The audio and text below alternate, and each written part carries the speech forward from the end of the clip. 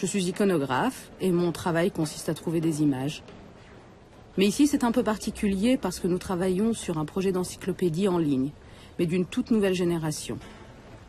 La particularité, c'est que le nombre de données iconographiques sera extrêmement riche. Il y aura des films, des animations, des entretiens, et on pourra y trouver énormément de données scientifiques, dans une présentation qui reste ludique et très très simple. C'est un peu l'encyclopédie du futur, un outil en perpétuelle évolution. Pour le moment, nous ne développons qu'un sujet par lettre. Pour le A, c'est aéronautique, et pour le B, le choix a été Babylone. B comme Babylone.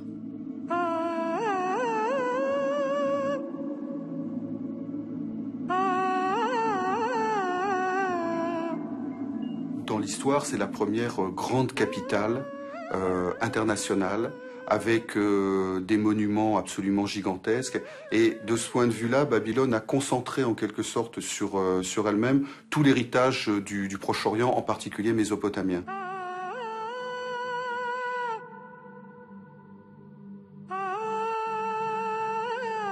Babylone renvoie d'un côté à la Bible, qui est le fondement de la société judéo-chrétienne, dans la condamnation de la ville maudite. Parce que c'est la ville qui a détruit Jérusalem et qui a déporté les Hébreux pour s'imposer comme un centre du monde, mais un centre du monde inversé par rapport à Jérusalem. Donc un centre du monde du mal, en réalité. Donc la malédiction est originelle, pourrait-on dire.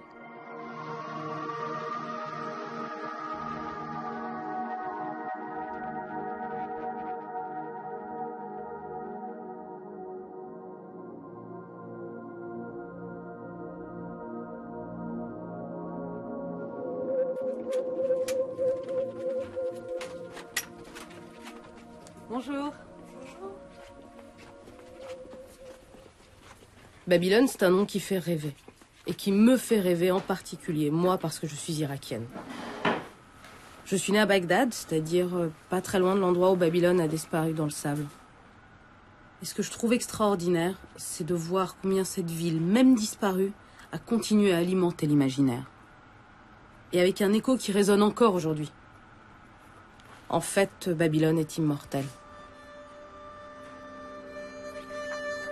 Entre ce qu'en raconte la Bible et la tradition gréco-romaine, Babylone a fini par symboliser tout ce que l'Orient peut produire d'attirance et de répulsion, de merveille, de décadence, de splendeur et de misère.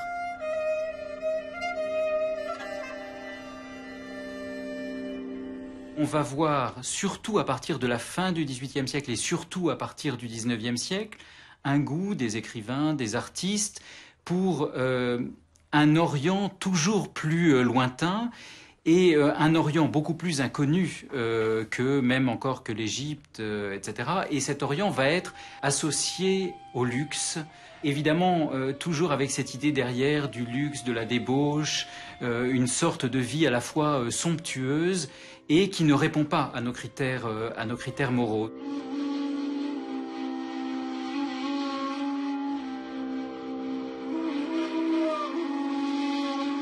Même dans la Bible, où on condamne Babylone comme une anti-Jérusalem, Babylone est décrite comme une coupe d'or aux mains de Yahvé. Donc, comme quelque chose d'absolument fabuleux, formidable. Quand on va avoir des époques où il va y avoir des grands travaux, des grands aménagements urbains, on va mettre l'accent sur la ville magnifique, donc au XVIIIe, au XIXe siècle.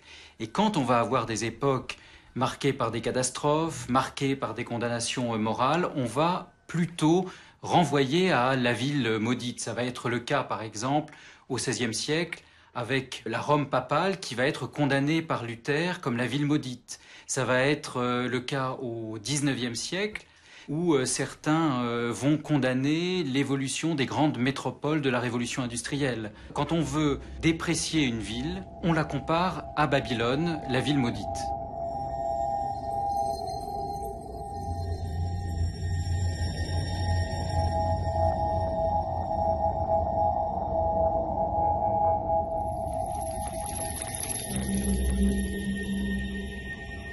Comme Babylone a deux aspects, un aspect positif et un aspect négatif. De la même manière, la tour de Babel, à certaines époques, a été vue comme le symbole de la superbia, de l'orgueil humain, de la révolte contre Dieu.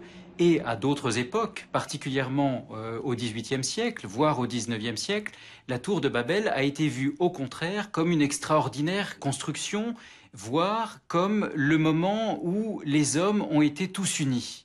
On a par exemple un architecte comme Boulay qui crée ce qu'il appelle un fanal tronconique, en fait qui est une tour, et cette tour est décorée par des hommes qui se tiennent la main. Donc on a un renversement du mythe, l'accent n'est plus mis sur la condamnation divine, mais l'accent est mis au contraire sur la solidarité, l'aspiration à l'unité de l'humanité. C'est un mythe qui semble expliquer les périodes où on a perdu le sens. C'est-à-dire les périodes troublées, les périodes de guerre, les périodes, la réforme, la révolution industrielle, peut-être même la situation d'aujourd'hui où on ne sait plus très bien dans quel sens. On a l'impression que le progrès, c'est une valeur, mais on ne sait plus très bien où on va. Et on voit qu'à ces moments de crise, le mythe de Babylone ressurgit, parce qu'il porte cette tension entre l'espoir et la destruction.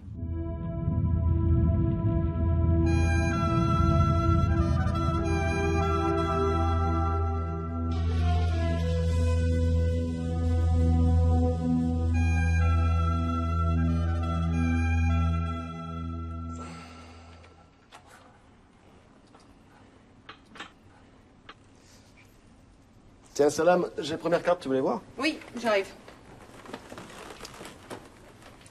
Dis-toi, c'est première épreuve, je sais pas encore comment on va les agencer. Vous avez une zone, disons, en liaison avec le golfe Persique, dont la capitale actuelle est Bassora, et qui correspond très exactement à l'endroit où se sont développées les premières villes sumériennes. Ensuite, vous avez une zone dite des capitales, qui est l'endroit où le Tigre et l'Euphrate se rapprochent le plus, et qui est situé aux environs de Bagdad. Et Babylone est un petit peu excentrée par rapport à ce groupe, puisqu'elle est à environ 90 km au sud de Bagdad, mais s'y rattache quand même. Et puis il y a un troisième ensemble, alors plus au nord, correspondant à l'actuelle ville de Mossoul, qui est le siège des capitales assyriennes, puisque la Ninive, par exemple, est sur l'autre rive du Tigre par rapport à Mossoul. La vraie Babylone est restée cachée pendant des siècles. Il a fallu attendre les découvertes archéologiques de la fin du XIXe siècle, et surtout le déchiffrement des tablettes cunéiformes, pour que la réalité perce au-delà du mythe. Il fallait savoir lire pour la découvrir.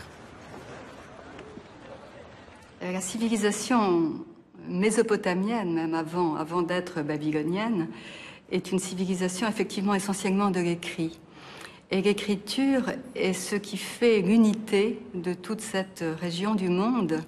4 cases où les premiers Sumériens vont essayer de noter des comptes. Parce que c'est ça qui les a guidés au départ, hein. C'est l'économie.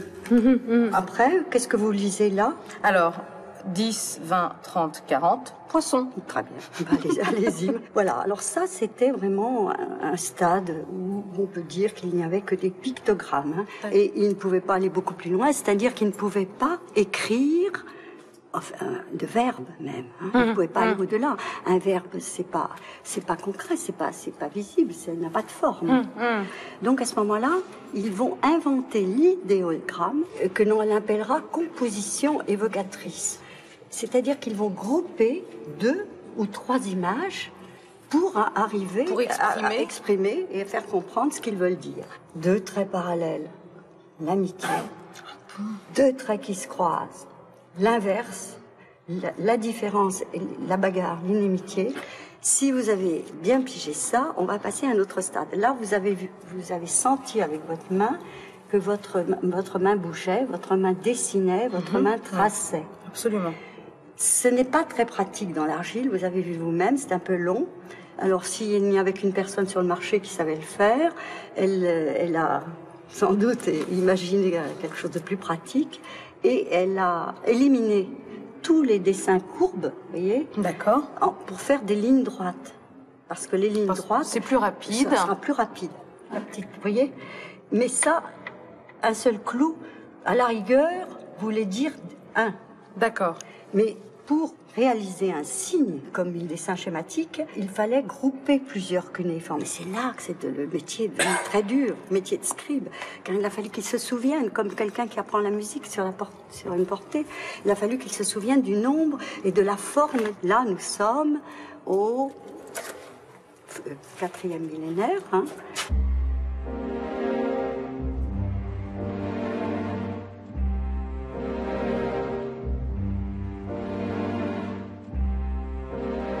Ils ont imprimé dans cette argile toutes les données de la nature et de la civilisation. Ils ont listé le monde, véritablement, catalogué le monde.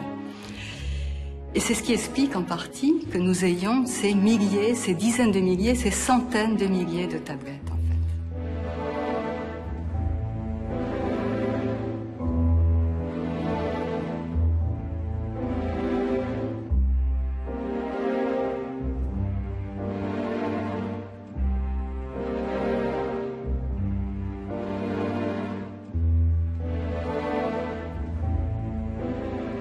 C'est pratiquement la seule civilisation de l'Antiquité à nous avoir fourni des sources de pratiquement toutes les catégories possibles. C'est-à-dire qu'on a des textes religieux, on a des textes littéraires, on a des textes scientifiques, et puis on a aussi, et c'est ça que je trouve moi le plus exceptionnel, des textes de la pratique, enfin de la vie quotidienne, qui remontent jusqu'à 2000 ou 2500 avant Jésus-Christ, et où on peut voir, enfin toucher du doigt pratiquement ce qu'était la vie quotidienne des gens, leur mariage, leur vie de famille, leurs activités économiques, les dettes qu'ils contractaient, les maisons qu'ils achetaient, etc.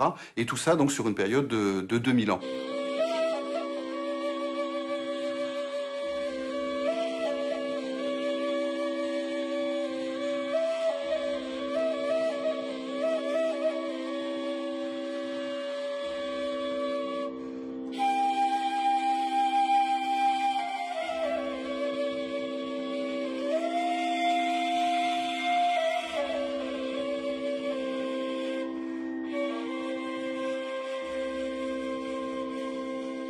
Alors, il y a une famille qui est particulièrement célèbre, qui s'appelle la famille Egibi, et qui est une famille de grands hommes d'affaires, donc qui est en activité pendant toute cette période, et dont on voit qu'ils font leur fortune en servant d'intendant aux princes héritiers, c'est-à-dire que ce sont les hommes d'affaires du prince héritier, et avec les bénéfices réalisés par cette activité, ils achètent des palmeraies tout autour de Babylone.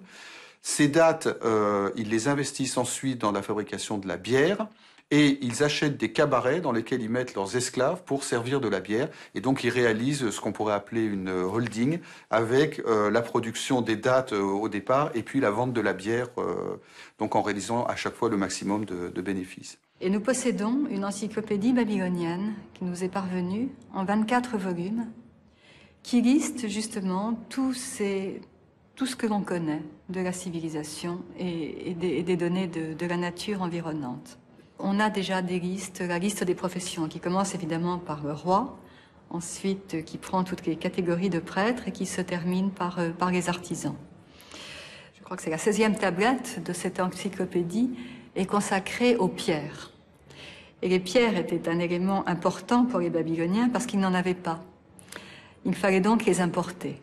Nous avons des déclinaisons des couleurs et des qualités de chaque pierre. Le lapis lazuli était la couleur des dieux par excellence, c'est la couleur des yeux des statues. Et il est aussi la couleur masculine, par opposition à la couleur féminine qui est le rouge. Après le lapis lazuli, la pierre la plus précieuse est la cornaline, la pierre rouge. Et nous avons notamment une très jolie incantation pour les naissances où la femme qui va accoucher est assimilée à une barque.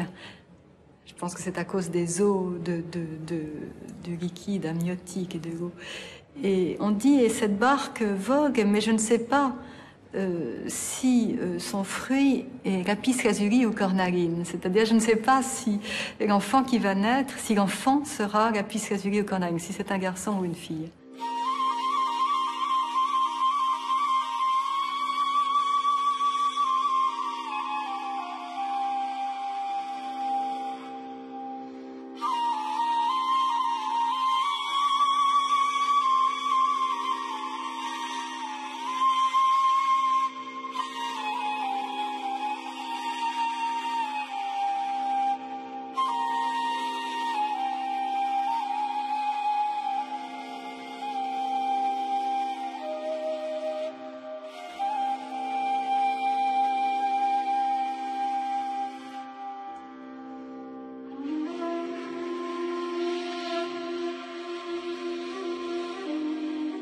Le plus exceptionnel, en quelque sorte, c'est de constater que l'acadien et le cunéiforme deviennent à un certain moment l'écriture et la langue internationale du Proche-Orient.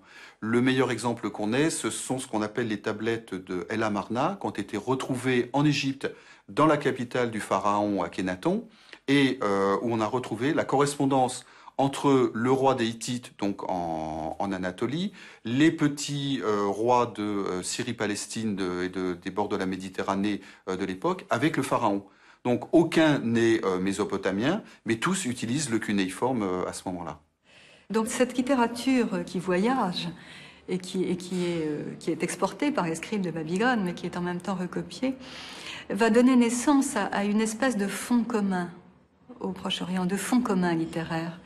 Et c'est à ce fond commun que vont puiser évidemment toutes ces civilisations du Proche-Orient qui chacun l'adoptèrent selon leurs besoins et selon leurs propres aspirations, bien sûr, et selon leur propre culture. Et c'est comme ça qu'évidemment la Bible, on pense à la Bible, quand on pense à Babylone, c'est comme ça que la Bible a puisé à ce fond, bien évidemment. C'est comme ça que très certainement Homère a puisé à ce fond. Parce qu'on ne peut pas s'empêcher de penser, en voyant l'Iliade et l'Odyssée, on ne peut pas s'empêcher de penser à des épopées comme Gilgamesh. Gilgamesh qui était évidemment connu et qui était voyagé et qui était bien connu d'Homère, très certainement. J'ai été bercée de ça, en fait. Il y a quelque chose de très étrange, c'est que moi, on m'a pas raconté le Petit Poucet, on m'a pas raconté des histoires pour enfants. On m'a raconté pour m'endormir pour moi, c'était des contes, mais l'épopée de Gilgamesh et Enkidu, des histoires historiques avec un petit H et avec un grand H. Donc j'ai été bercée là-dedans. Pour moi, ça va de soi. C'est quelque chose de naturel. Mais je suis pas sûre de toute façon qu'on puisse être irakien sans avoir ce lien historique à ce pays.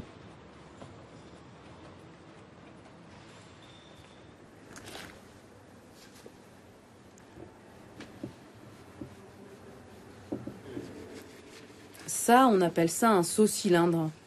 Et moi, j'adore ces objets. Dessus, en fait, il y a un motif qui est gravé en creux avec le nom de son possesseur et ensuite c'est roulé dans l'argile. Ce sont des thèmes religieux ou des scènes de la vie quotidienne qui sont représentées. En fait, ils ont la même fonction qu'une signature à notre époque. Authentifier un document.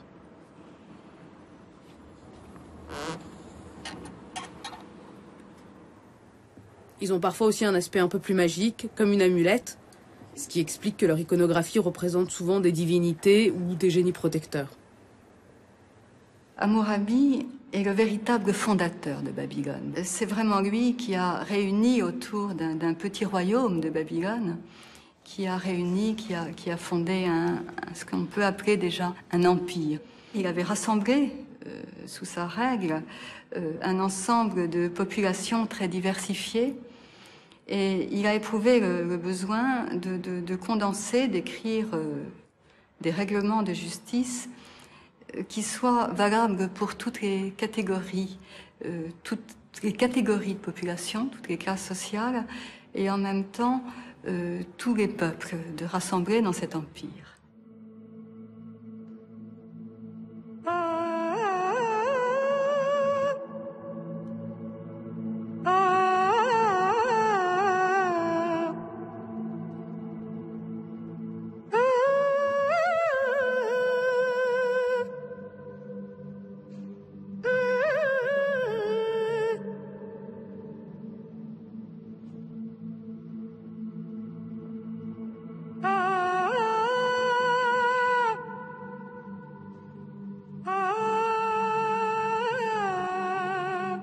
Le roi Hammurabi explique très bien que chaque citoyen doit pouvoir venir devant la stèle et se faire lire ce qu'il y a écrit et qui correspond à son cas.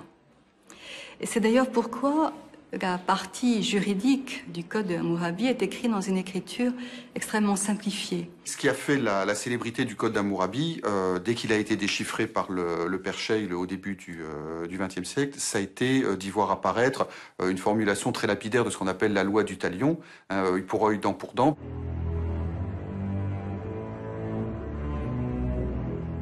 Shuma awingum ina mar awingim urtapid inshu urapadu.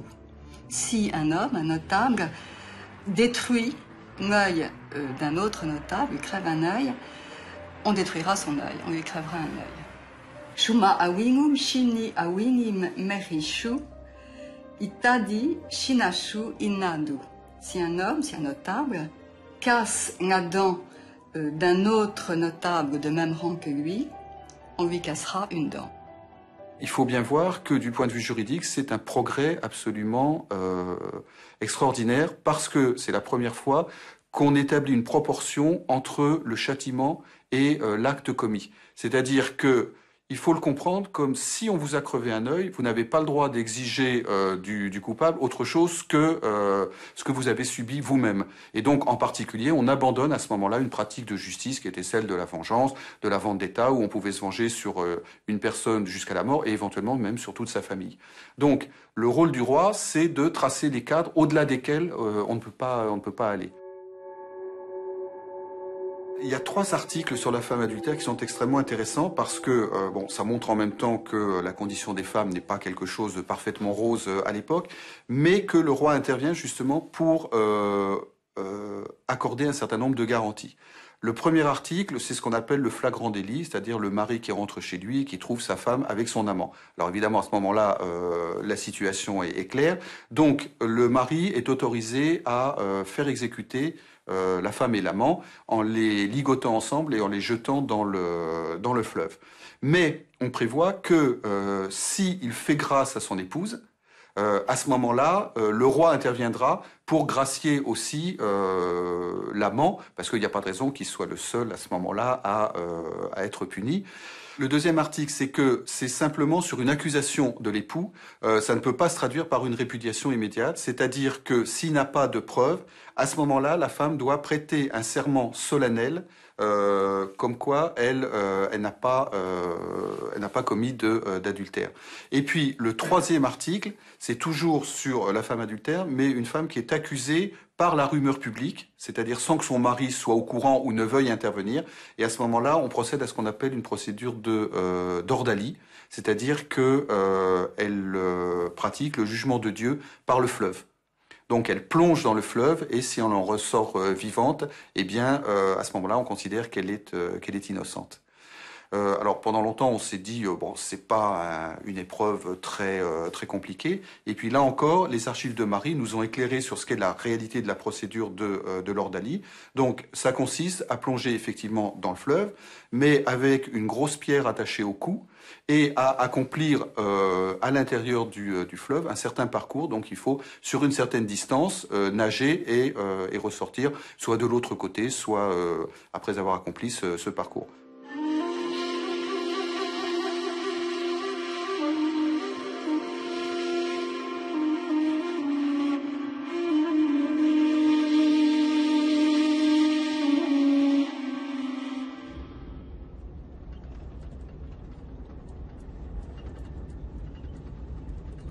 Quand on se lance dans ce genre de recherche, le passage obligé, ça reste Berlin.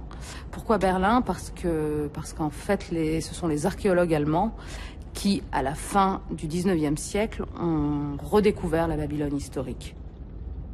Les raisons pour cela résident dans la politique globale de l'Empire allemand de l'époque.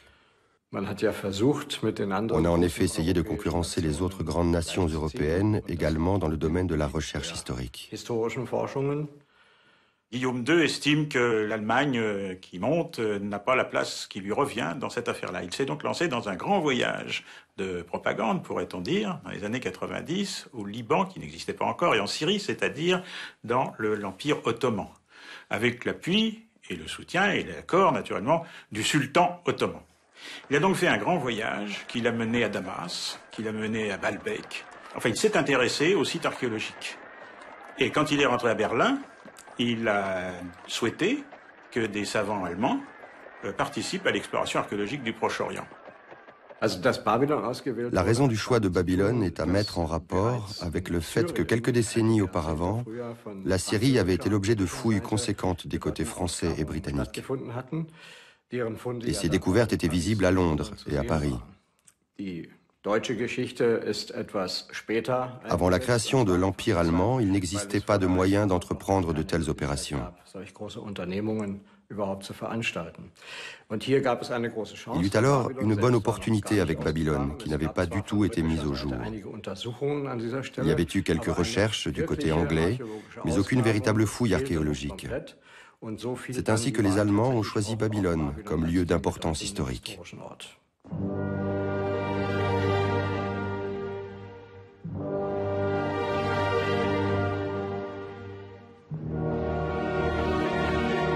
Ce qui a été révolutionnaire, nous semble-t-il, dans la fouille de Babylone, qui a commencé en 1897, ce qui a été révolutionnaire, c'est qu'elle a été confiée à un grand architecte, ce qui n'était pas la tradition. Il ne faut pas oublier qu'à cette époque-là, la science de l'archéologie du Proche-Orient n'existe pratiquement pas, elle n'est enseignée nulle part, donc ce sont des choses qui sont faites par des autodidactes ou des gens qui apprennent sur le tas et qui ne savent pas grand-chose.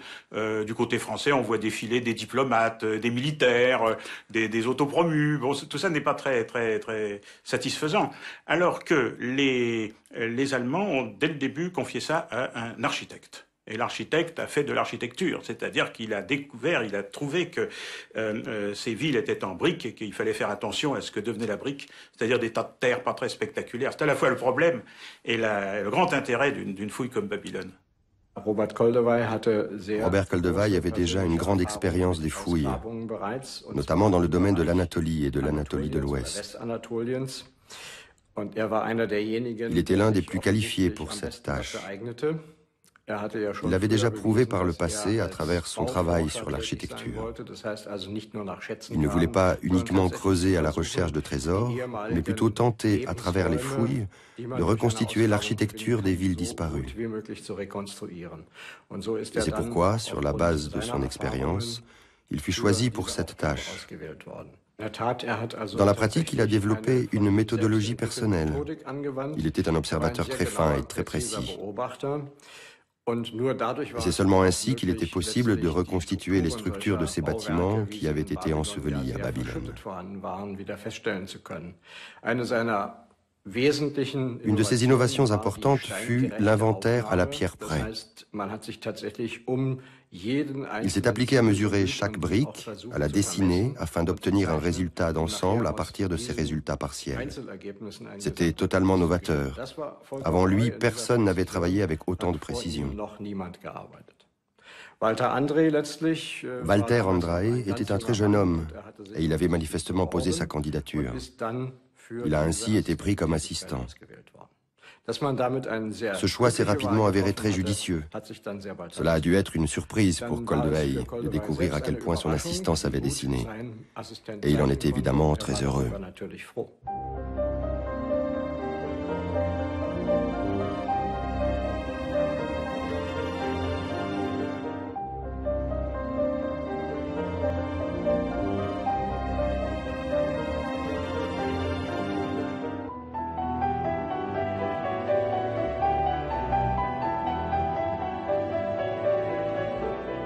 Quand vous allez voir Baalbek, les 6 colonnes restantes, c'est tellement impressionnant, ou les pyramides, enfin que ce genre de choses en pierre, vous êtes impressionné parce que vous avez quelque chose à voir. Sur les sites mésopotamiens ou irakiens, il n'y a pas grand-chose à voir. Ce qui fait que pas longtemps, on a cherché où était Babylone. Il y a un voyageur italien du XVIIe siècle qui va à Babylone, sur le site actuel de Babylone, qui n'était pas fouillé naturellement, et il dit « c'est pas possible que ce soit la Babylone parce qu'il n'y a rien ». Évidemment, il marche dessus sans le voir. Et dès l'Antiquité, des troupes grecques sont passées à côté du site de Babylone sans s'en apercevoir.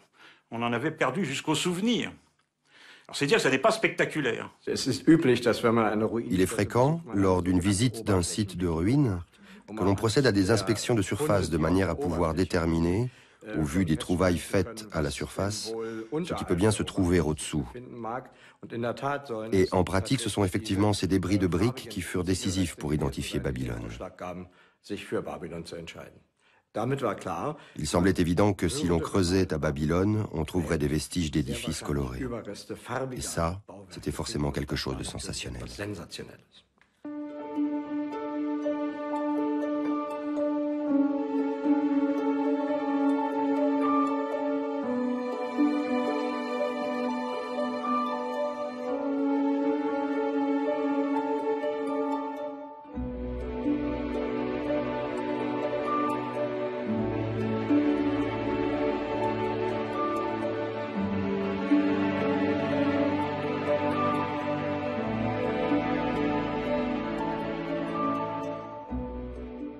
Qu'est-ce qu'on a extrait exactement là? Pendant ces fouilles-là, qu'est-ce qu'on a trouvé très concrètement? Alors là, on a découvert différentes structures architectoniques.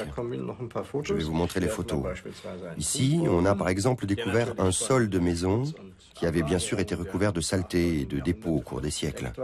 Mais on a également fait des découvertes isolées, bien particulières, comme par exemple un moulage en argile. Nous appelons ceci un dépositoire. Les habitants ont mis dans le sol de la maison ce genre de figurines, puis les ont enfouies sous le plancher. Elles devaient ainsi avoir un effet magique sur la maison.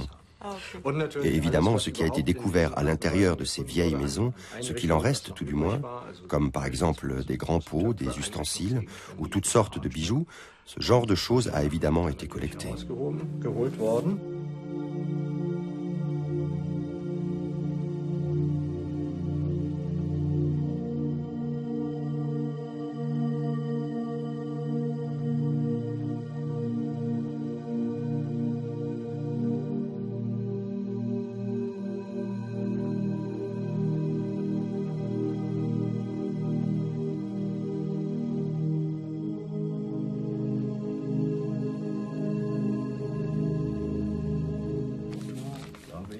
Voilà, c'est ainsi qu'a commencé la fouille.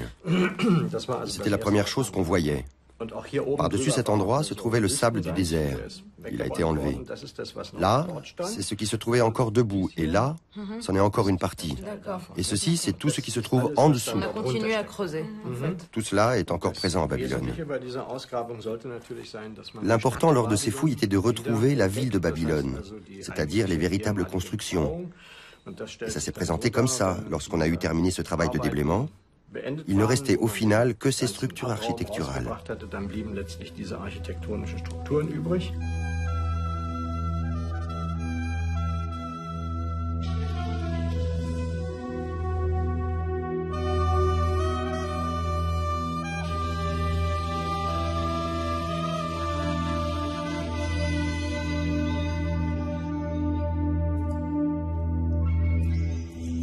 On peut, en briques crues ou cuites, ou les deux, construire deux très grands bâtiments, des successions de cours, de pièces, de dizaines de pièces. C'est faisable. Donc ça donne en effet dans ces villes des choses énormes au milieu.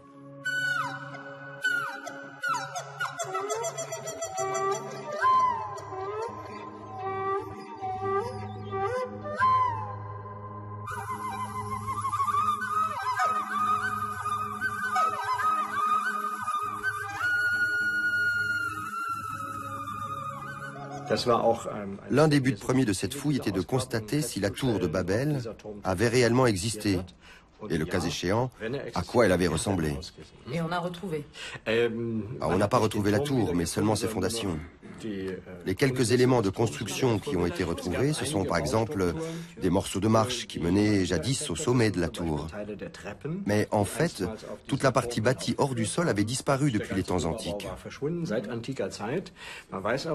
On sait désormais que cette tour a réellement existé et qu'elle était carrée et non pas ronde, contrairement à l'image que nous en avons en Europe.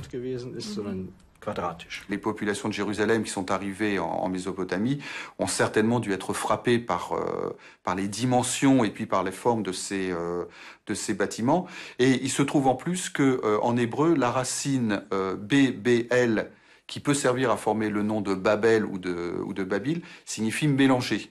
Donc c'est greffé là-dessus l'histoire de la tour de Babel telle que nous la présente la Bible, qui est la construction d'un monument absolument gigantesque, donc à l'image de ce que les peuples voisins voient en Babylone, une espèce de ville surdimensionnée, et puis en même temps avec l'idée d'un mélange, alors mélange de population, et puis mélange des langues, qui est le sens premier de cette histoire de la tour de Babel, le fait qu'au départ il y avait une seule langue, qui était celle dans laquelle justement Dieu parlait aux hommes, enfin à Adam et Ève. Et puis, à partir d'un certain moment dans l'histoire, il y a eu une dispersion et un mélange des langues qu'on met en rapport donc avec la tour de Babel par un jeu d'étymologie un petit peu artificiel, mais enfin qui greffe en même temps l'histoire de la Bible sur la réalité de Babylone. Elle a été paradoxalement détruite par un de ses plus fervents admirateurs. Cet admirateur était Alexandre le Grand. qui est entré à Babylone, qui a admiré Babylone, qui est mort à Babylone, dans le palais du roi Nabuchodonosor, et qui voulait reconstruire Babylone et lui redonner sa splendeur passée, qu'elle avait un peu perdue avec la dynastie perse. Et il a voulu tellement reconstruire Babylone qu'il l'a en fait détruite, n'ayant pas eu le temps d'achever son œuvre. Et notamment la fameuse tour à étage, la fameuse ziggourate. Il a fait déplacer les briques de la ziggourate dans un autre lieu de Babylone pour essayer de la reconstruire ensuite aussi belle que dans sa splendeur. Mais il n'a pas eu le temps d'achever son œuvre et il est mort à Babylone. Et la ziggourate a été rasée de cette façon. Et il n'en reste actuellement strictement rien, juste le plan au sol, mais il est quand même assez spectaculaire pour que quand vous regardez sur le site de Google, Google Earth, le site de Babylone, vous pouvez encore voir la trace par une vue satellite donc de la tour de Babel.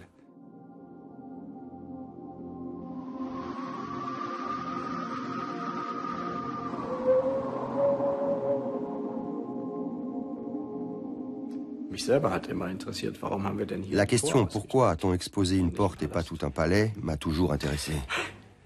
C'est qu'il n'y avait rien d'autre.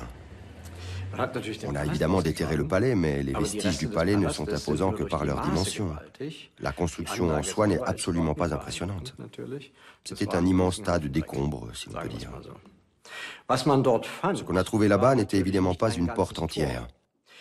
Mis à part les murs de fondation, il ne restait pratiquement plus rien de cette porte. Elle tombait en ruine, et lors du déblaiement, il ne restait sous la surface que les fragments des briques à partir desquelles elle avait un jour été érigée. Après les avoir dessinés et triés, tous ces fragments ont été rassemblés et emballés dans des caisses. Ce que nous avons ici, c'est pour ainsi dire le départ pour Berlin. Toutes les caisses avec ces petits fragments ont été emmenées à Berlin. Ensuite, on les a, comme on peut le voir ici, posés sur de grandes tables en longues rangées, et l'on a tenté d'assembler les fragments les uns aux autres. Il y avait plusieurs sculpteurs. C'est un travail de titan. Par la suite, cette photo peut servir d'exemple, je vais la sortir pour que vous puissiez mieux la voir. Nous avons donc, comme vous pouvez le constater, obtenu une brique complète à partir de tous ces petits fragments. Et aux endroits pour lesquels on ne disposait pas des morceaux d'origine, on a complété avec des matériaux modernes. La construction de la porte et de la voie processionnelle s'est déroulée de cette façon. On a bâti la forme de la porte avec des briques modernes, et les briques d'origine, celles qui avaient été reconstituées, ont été collées dessus.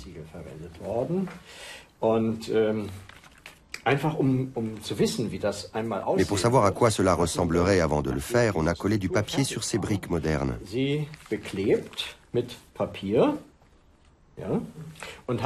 C'étaient des peintres de l'opéra. Ils ont peint les figures et les couleurs de telle sorte qu'avant que la porte ne soit entièrement reconstruite, on puisse savoir quelle apparence elle aurait, quelle image cela rendrait. Oui, c'était également très important car il fallait bien obtenir de l'argent pour le faire. J'ai hâte de voir cette fameuse porte d'Ishtar. Alors rien que d'en parler, c'est un peu bouleversant. D'une part, il y a des Irakiens qui s'effondrent, qui sont en larmes face à cette porte.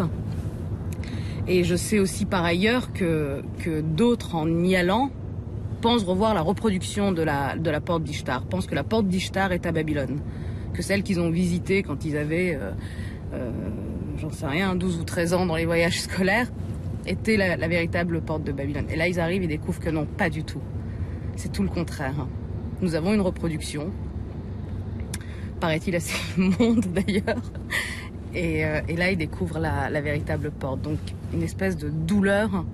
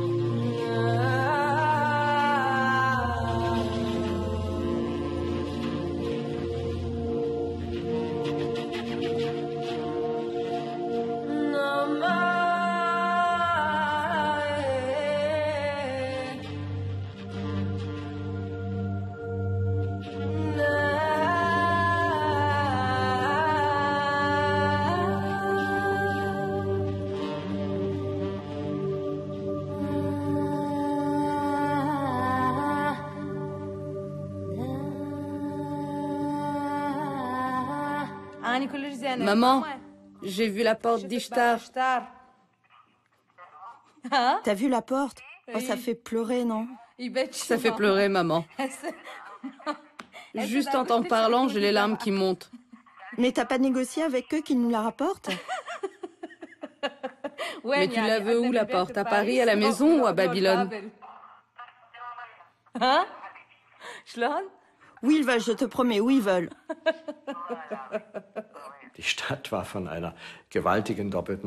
La ville était entourée par un imposant double mur d'enceinte et comptait au moins 8 portes, toutes semblables.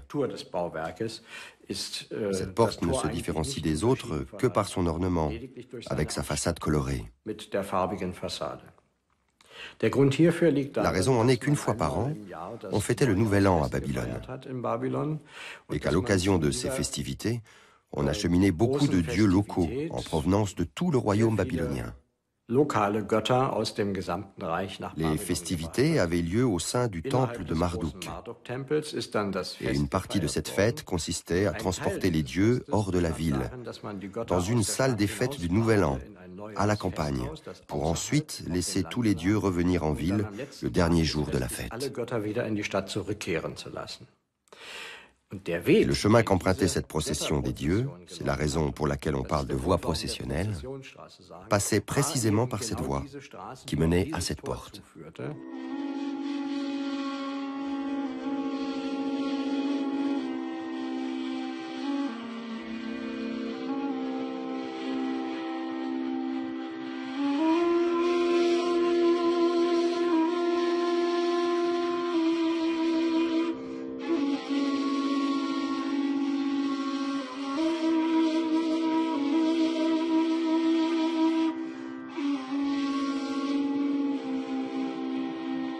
Je voudrais qu'on imagine comment se présentait la Babylone de Nabuchodonosor à celui qui arrivait à Babylone avec des intentions bienveillantes ou malveillantes. Babylone est construite dans une plaine très plate. Et il fallait imaginer à plusieurs dizaines de kilomètres, lorsque l'on arrivait, on voyait se profilant très loin, d'abord les palmeraies qui faisaient la richesse de Babylone et qui entouraient Babylone. Et puis ces fameuses murailles, qui sans être peut-être aussi considérables que l'étaient celles qu'a décrites Hérodote, qu'ont décrites les classiques, qui étaient extrêmement impressionnantes. Il y avait un triple circuit de doubles murailles et des fossés remplis d'eau de 50 mètres. Et on découvrait peu à peu, en arrivant et déjà très loin, le sommet des palais qui étaient crénelés de bleu. La porte d'Ishtar, évidemment très spectaculaire. Et on voyait au fond déjà cette tour qui, 90 mètres, c'est énorme, même si ça l'était un peu moins selon d'autres reconstructions, c'était quand même très haut. Et on voyait se détacher sur cette plaine, cette masse immense, parce que ça n'était pas la tour Eiffel, c'était évidemment une masse carrée, immense, cubique. Et avec ses cornes brillant au soleil, et le soleil de Mésopotamie n'est pas le nôtre, et donc ça devait se détacher, donc ça devait être extrêmement impressionnant. Et cela fait partie de la fabrication de la légende de Babylone, bien sûr, aux yeux des Babyloniens eux-mêmes, et aux yeux évidemment des peuples qui entraient à Babylone. Les villes de Mésopotamie sont souvent plus grandes que les villes des pays avoisinants. J'ai moi-même fouillé une ville qui fait 200 hectares. Bon, les villes de Palestine et de Syrie, quand elles sont grandes, en font 40-50. À Babylone, on passe à 500. Ninive, c'est 900 hectares. C'est-à-dire que ce sont des villes qui sont plus grandes que Paris sous l'époque d'Henri IV. Alors, ça a beaucoup frappé les contemporains. Et ils ont tout de suite compris que des villes comme Babylone, qui n'étaient pas si nombreuses, c'était énorme par rapport à ce qu'on connaissait.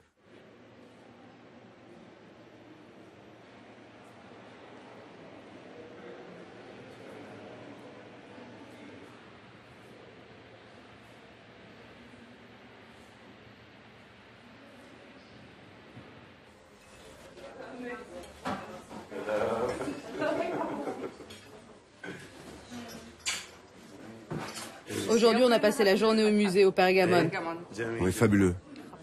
C'est notre histoire, notre patrimoine. Un sentiment très étrange. Tu as pleuré, c'est sûr, parce que tous les Irakiens pleurent. Les larmes sont montées, mais au milieu de toutes ces personnes, je me suis dit non, tu ne vas pas t'effondrer. Rassure-toi, on a tous pleuré avant toi. Et nous, c'est pareil. Quand nous sommes arrivés en Allemagne, ça nous a fait mal de voir cette porte ici. Mais c'est tout de même salutaire qu'elle soit là. Et moi, je suis heureux. Et moi, je suis heureux parce que toi qui es plus belle qu'Ishtar, tu es là comme une ambassadrice de ton peuple et ta culture. Et toi, tu tentes de transmettre l'histoire de ton pays et ton peuple. Tu nous lies au monde. Tu fais ce lien. Et les cultures, bien sûr, doivent s'échanger.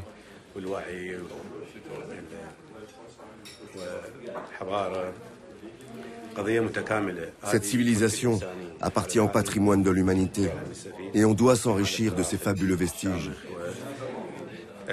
Les Irakiens pleurent et on leur dit « Mais pourquoi pleurez-vous ? Soyez heureux, ça c'est votre civilisation. Et le monde entier peut la contempler. Pourquoi êtes-vous fâchés ? C'est pas être fâché. Là-bas, on n'aurait pas pu la sauver. Nous sommes un pays de guerre, de tuerie. Un pays arriéré alors que nous avons apporté au monde l'alphabet, les mathématiques, la chimie, l'architecture, l'agriculture. Nous sommes la première civilisation. Nous avons le premier code pénal du monde. Mais nous avons rétrogradé. Nous avons rétrogradé à cause de notre situation, de nos problèmes.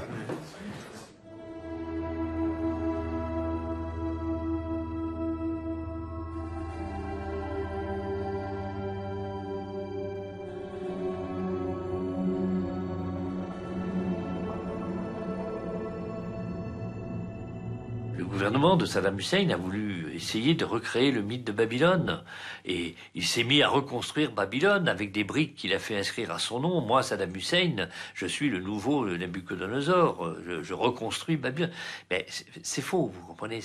Ça montre bien que la misère de l'archéologie telle que nous pouvons la voir, elle est quand même liée à la folie des hommes, quel qu'il soit. Quel qu'il soit. Je ne suis pas en train de dire que c'est uniquement Saddam, c'est la folie des hommes dans ce jeu de puissance, de rivalité auquel nous assistons. Alors, le sort de Babylone, pour le moment, je ne le vois pas sous de beaux auspices.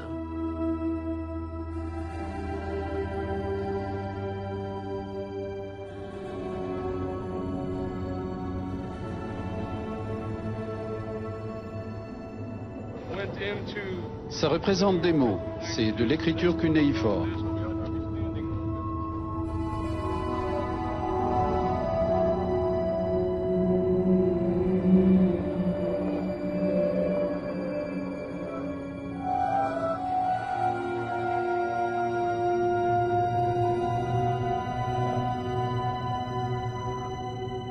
Ce qui veut dire qu'un pays qui est un trésor archéologique en soi, en raison de sa richesse en patrimoine, a été livré depuis maintenant plus de 10 ans au pillage. Alors le pillage, c'est dramatique parce que tout le monde est complice. S'il y a des pilleurs, c'est qu'on leur achète ce qu'ils pillent. Et si on achète ce qu'ils pillent, c'est que ça se vend. Et si ça se vend, c'est qu'il y a des acheteurs. Et les acheteurs sont à New York, au Japon, en Suisse, etc. Et tous ces sites sont soumis à un pillage extraordinairement scandaleux. Et que, encore une fois, tout le monde est complice. Je suis retourné sous convoi militaire sur le site que j'avais fouillé avant 90. Je suis retourné là en 98, donc 8 ans après. Et je n'ai pas reconnu le site. C'était Verdun. Il était entièrement pillé. Alors les petits trous que vous voyez partout ne sont pas les bombes de la garde 14, c'est le pillage. C'est-à-dire un trou à côté d'un autre, à côté d'un autre, à côté d'un autre. C'est fait à échelle industrielle. Bon, il faut savoir qu'une bonne tablette cunéiforme, c'est payé 10 € à celui qui la trouve, et puis que c'est vendu 10 000 à la fin de la chaîne, quoi. Donc c'est assez rentable. Mon oncle, ta fille s'appelle bien Ishtar. Et tu l'as appelée Ishtar en hommage à la déesse Ishtar. Bien sûr. Et elle connaît par cœur l'histoire d'Ishtar. Tu sais, avec son jeune âge, elle ne connaît que des petites choses simples, mais plus grandes. Je suis sûr qu'elle s'intéressera de très près à la déesse Ishtar.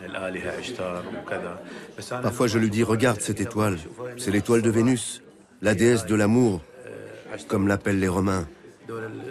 Les Grecs l'appellent Aphrodite et nous on l'appelle Ishtar. Et je lui explique et lui raconte que c'est la déesse et de l'amour et de la fécondité. Elle me regarde et me dit, mais papa, je suis tout ça alors? De